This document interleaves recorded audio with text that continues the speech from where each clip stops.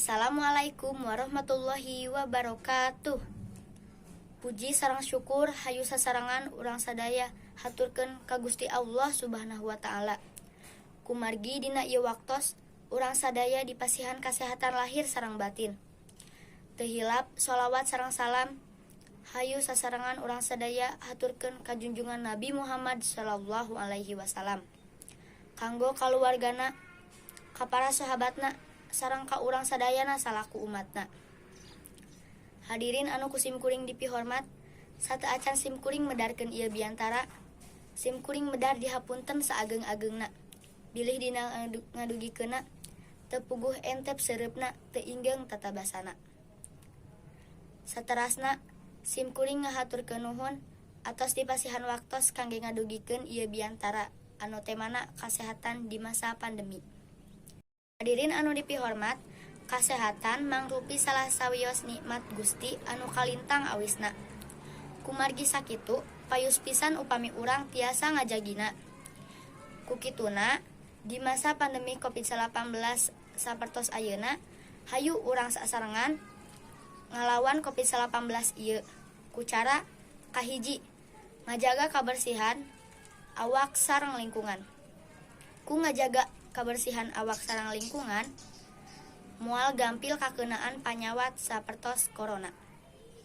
Kadua, nyaeta ngajaga jarak. Katilu, ngangge masker. Kaopat, wawasuh panangan ku cai anu ngalir. Kalima, ngalaksanakeun vaksinasi dosis kahiji sareng kadua. Panyebaran COVID-19 teh tiasa ngaliwatan batuk sareng bersin.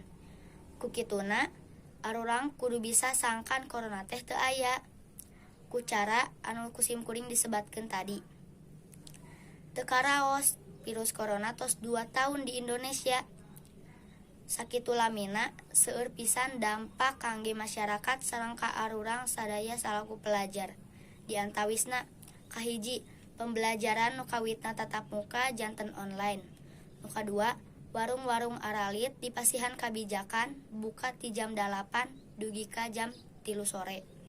Seueur pisan dampak corona teh, kukituna arurang salaku pelajar hayu urang sasarengan wujudkeun cita-cita bangsa Indonesia. Sangkan corona teh teu aya. Sakieu wae biantara nu tiasa kusim kuring haturkeun. Mugi-mugi aya mangpaat kanggo sadaya. Abdi Lutfi Hamdani ti kelas dugi ka jam 3 sore. Seueur pisan dampak corona teh, kukituna arurang salaku pelajar hayu urang sasarengan wujudkeun cita-cita bangsa Indonesia. Sangkan corona teh teu aya. Sakieu wae biantara nu tiasa kusim kuring haturkeun. Mugi-mugi aya mangpaat kanggo sadaya.